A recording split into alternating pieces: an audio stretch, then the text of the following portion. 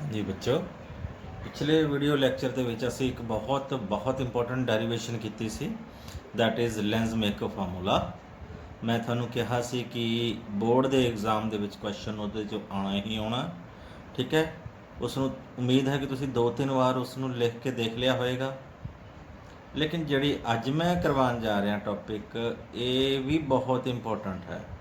Means ਤੁਸੀਂ ਇਹ ਸੋਚ ਲਓ ਕਿ ਜੇ ਤੁਹਾਡੇ ਸੈੱਟ ਦੇ ਵਿੱਚ ਲੈਂਸ ਮੇਕਰ ਫਾਰਮੂਲਾ ਨਹੀਂ ਨਾ ਆਇਆ ਤੁਹਾਡੇ ਪੇਪਰ 'ਚ, तो लेंस फार्मूला जरूर आ जाना। तो लेंस फार्मूला तो मैं फिर रेड पेन ना लिख रहा, that is very very very important.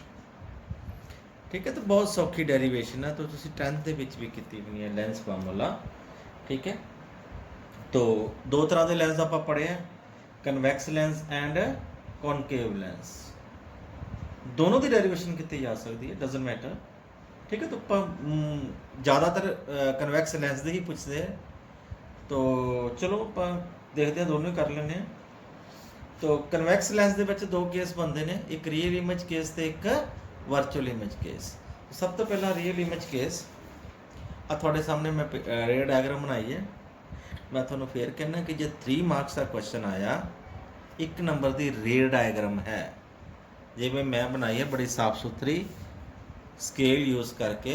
Pen मैं यूज़ किया, तुसी जरूरी नहीं पेन यूज़ करना, मैं तुहानूं पहलां भी कहा तुसी पेंसिल भी यूज़ कर सकते हो, बट जे तुसी पेन यूज़ करते हो तो नैचुरली तो उहदे च कटिंग वगैरह नहीं होनी चाहिए। ठीक है ना, ये डिपेंड अपॉन यू, तो कि तुसी पेन यूज़ करना कि पेंसिल यूज़ करना, लेकिन डायग्राम जड़ी है नीट एंड क्लीन होनी चाहिए। मीनस प्रॉपर वगैरह स्केल वगैरह यूज़ करके होनी चाहिए। ऐ नहीं है कि तुसी फ्री हैंड इन्हूं तुसी बना लो। ठीक है, गलत नहीं होंदा, लेकिन वही गल है कि थोड़ा बहुत फर्क पै जाएगा डायग्राम दे विच, ते ਉਹ ਚੰਗਾ नहीं लगता, ਉਹਦੇ नंबर ਤੁਹਾਨੂੰ प्रॉपर नहीं मिलने। ओके, तो रियल इमेज केस ਦੇ ਵਿੱਚ ਆਪਣੇ ਕੋਲ कन्वैक्स लेंस है, ऑब्जेक्ट है ए बी। इमेज फॉर्मेशन ਦਾ रूल सुन लियो, ਤੁਹਾਨੂੰ ਮੈਂ ਦੱਸਾਂਗਾ ਵੀਡੀਓ ਲੈਕਚਰ ਦੇ ਵਿੱਚ ਕਿ ਇਮੇਜ ਕਿੱਥੇ ऑब्जेक्ट ਹੋਵੇ ਤੇ ਕਿੱਥੇ ਇਮੇਜ ਬਣਦੀ ਹੈ। ਬਟ ਇੱਕ ਰੂਲ ਹੈ, ਜਦੋਂ ਵੀ ਪ੍ਰਿੰਸੀਪਲ ਐਕਸਿਸ ਹੈ, ਆ ਥੱਲੜਾ, this one is principal axis। तो इस प्रिंसिपल एक्सिस के पैरेलल जी रेज है, रिफ्रैक्शन तो बाद वो फोकस तो लंघती है, क्योंकि एडी जी रे दिखाई है वो प्रिंसिपल एक्सिस के पैरेलल है, तो रिफ्रैक्शन तो बाद लेंस के विचों दी लंघन तो बाद फोकस तो लगती है। थोड़े याद होएगा मिरर केस भी यही सी, उदों रिफ्लैक्शन तो बाद वो फोकस चो लंघती सी, उन्हें रिफ्रैक्शन तो बाद फोकस चो लंघेगी। दूजी रे दिखाई है ऑप्टिकल सेंटर चो, ऑप्टिकल सेंटर दे विचों जड़ी रे निकलती है और बिना डेविएट किते सीधे टप जाती है। जिथे दोनों रेस मीट कर गई, जिथे कोई भी दो रेस मीट कर जांदियां, उत्थे इमेज बन जाती है। आ ऑब्जेक्ट है ए बी, तो इत्थे ए डैश पी डैश, इहदी किहड़ी इमेज बन गई, रियल इमेज। रियल इमेज क्यों बन गई, क्योंकि इत्थे एक्चुअल च रेज मीट कीतियां ने। तुसीं देखो रेज वास्तव दे विच मीट कर रही ने। मीन जे तुसीं इत्थे स्क्रीन रखो, पर्दा रखो, तो पर्दे दे विच उहदी फोटो बनेगी। रियल इमेज केस नूं तुसीं कंध दे उत्ते स्क्रीन दे उत्ते बना सकदे हो, वेख सकदे हो, लेकिन ये पुट्ठी बनेगी। रियल इमेज दे नाल एक शब्द हमेशा ही लिखिया हुंदा है, inverted. Real image is always inverted. एक मतलब पल्ले बन, कभी भी रियल इमेज सीधी नहीं होंगी। Real image is always inverted. इस केस भी रियल इमेज है, ऑलवेज इन्वर्टेड। तो ये नहीं है कि सिर्फ दो रेज ही मीट करती हैं, इतने हज़ारां लखां रेज होणगियां। देखो एक रे इधरों जाएगी, वो रिफ्रैक्शन तो बाद वो भी इत्थों टप्पेगी, एक रे इत्थों थल्ले जाएगी, रिफ्रैक्शन तो बाद वो भी टप्पेगी, होर भी कई रेज होणगियां। अच्छा, इस टॉप तो मैं दिखाइयां, इत्थे सेंटर जो जी रे जाएगी वो रिफ्रैक्शन तो बाद इतों सेंटर चो लंघेगी, जी बॉटम तो रे जाएगी रिफ्रैक्शन तो बाद इतों बॉटम तो लंघेगी, ताही पूरी ऑब्जेक्ट बनी है इत्थे, राइट। तो रेस तो हज़ारां होणगियां, बट असी दो ही दिखाने, दो तो बाद दिखाने, तो डायग्राम खराब हो जाती है। मीनस डायग्राम चो सानू कुछ पल्ले नहीं पैंदा, समझा नहीं सकते। ठीक है, तो जिथे दो रेज जांदियां ने, जिथे दो रेज मीट करदियां ने, तो इट इज़ सपोज्ड कि बाकी हज़ारां लखां जिन्नियां करोड़ां रेज जांदियां ने, वो सारियां ही इसे पॉइंट तो लंघदियां ने। तो रियल इमेज केस आपां करते हैं पहला डिस्कस। देखो बच्चों, दो ट्रायंगल्स ऑलवेज, कोई केस होवे ही दो ट्रायंगल लेनी है, केड़ी? Two triangles A B C and triangle A dash B dash and C. देखो ध्यान नाल, A B C, A dash B dash C. A B की है ऑब्जेक्ट, सी है optical centre, A dash B dash क्या है? Image, C क्या है? Optical centre. मीनस ऑब्जेक्ट दा ऑप्टिकल सेंटर ना ते इमेज दा ऑप्टिकल सेंटर ना तुसी ट्रायंगल लेनी है and this two triangles are similar. ठीक है, +2 लैवल दे विच असीं मान लेने कि सिमिलर, सिमिलर मतलब समरूप, तुहानूं पता है, लिखण दी लोड़ नहीं, क्योंकि आ दो वर्टिकल ऑपोजिट एंगल्स ने, ए बराबर होणगे आ एंगल 90 दा, ते दो ट्रायंगल सिमिलर कदों हुंदियां ने, समरूप कदों हुंदियां ने? जदों उन्हां दीयां दो एंगल्स बराबर हो जान, तो इट इज़ अंडरस्टूड कि तीजा एंगल भी बराबर होएगा। तो समरूपता की कंडीशन जो पूरी हो जाती है, दैन तेरे कॉरसपोंडिंग रेशो जी होंगी है वो इक्वल हो जाती है। मीनस तुसी पढ़िया होएगा A dash B dash upon A B, आ वाली भुजा A dash B dash upon A B will be is equal to, हम इधरों लवांगे आपां C B dash upon C B, ये रेशो बराबर होंगी है इक्वेशन नंबर 1। ओके, एक तो ऑप्टिकल सेंटर के नाल ट्रायंगल ले ली, दूजी ट्रायंगल लवांगे D C F and A dash B dash F. Means focus के नाल ट्रायंगल लेने, उवें ऑब्जेक्ट की फोकस नाल ते इमेज की फोकस नाल। हुण ऑब्जेक्ट का फोकस नाल ट्रायंगल कोई बना नहीं रहा, तो ऑब्जेक्ट के इक्वलेंट साइड है डी सी, पैरेलल ये बराबर है, तो डी सी आप डी सी एफ ले लेंगे, दूजी ए डैश बी डैश है, ये भी दोनों सिमिलर्स ने, है ना? इनू भी आसानी नाल लिखने की लोड़ नहीं कि आ दो एंगल 90 डिग्री के ने, तो आ एंगल ये बराबर है।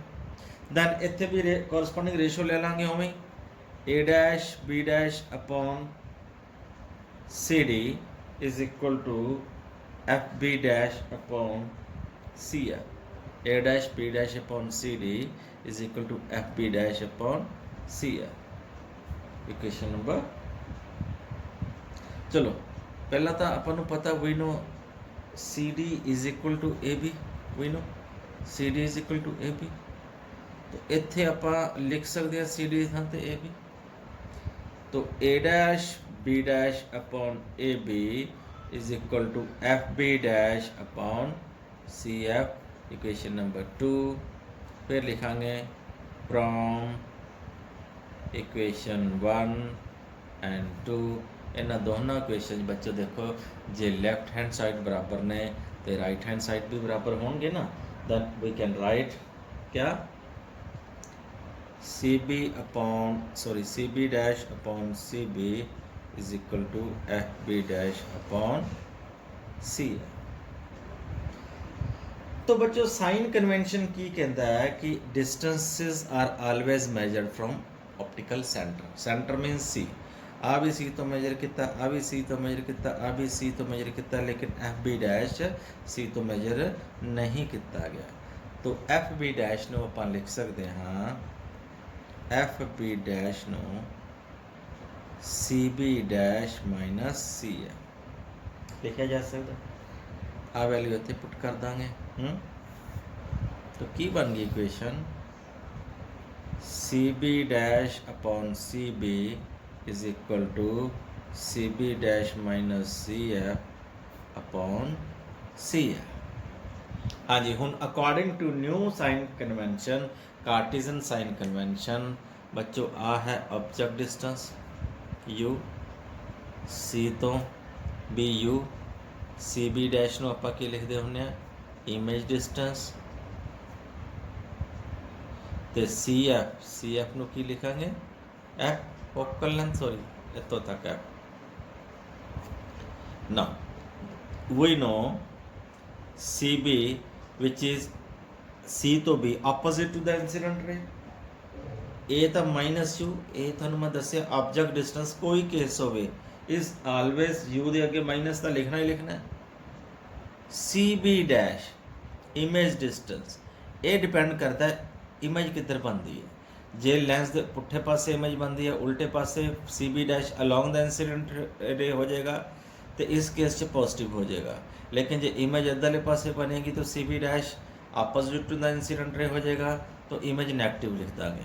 लेकिन अपना इस रियल इमेज वाले केस के विच सी बी डैश पॉजिटिव है तो सी एफ जड़ा है वो प्लस है अलॉन्ग द इंसीडेंट रे प्लस है। तो कन्वैक्स लेंस की फोकल लेंथ हमेशा ही प्लस लिखी जाती है। ओके ये वैल्यूज पुट करते हैं ये माइनस यू माइनस नहीं sorry plus v upon minus u equal to v minus f upon f. इनू क्रॉस मल्टीप्लाई कर दो इनू सॉल्व करना वी एफ बराबर है इनू मल्टीप्लाई करेंगे minus u v plus u f. Now dividing both sides by u v f इनू इधर कर लो यू वी कितने बराबर हो गया u f minus v f ये थां चला गया ये थां चला गया। Now dividing both sides by u v F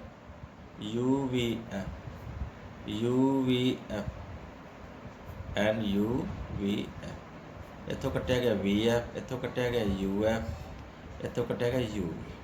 तो अपने को रिलेशन बन गया बच्चों ध्यान नाल देखो 1 upon F is equal to 1 upon v minus 1 upon u. This is lens equation in case of real image. Okay, 1 upon f is equal to 1 upon v minus 1 upon u. Very important. Mirror फार्मूले ਦੇ ਵਿੱਚ ਇੱਥੇ plus ਸੀ ਲੇਕਿਨ lens ਫਾਰਮੂਲੇ ਦੇ ਵਿੱਚ object distance ਦੇ ਇੱਥੇ ਮਾਈਨਸ ਦਾ ਸਾਈਨ ਹੈ। ਇਹ ਚੀਜ਼ ਤੁਸੀਂ याद रखना है ठीक है जी। तो अगला केस जड़ा है दा बंदा है वो है वर्चुअल इमेज।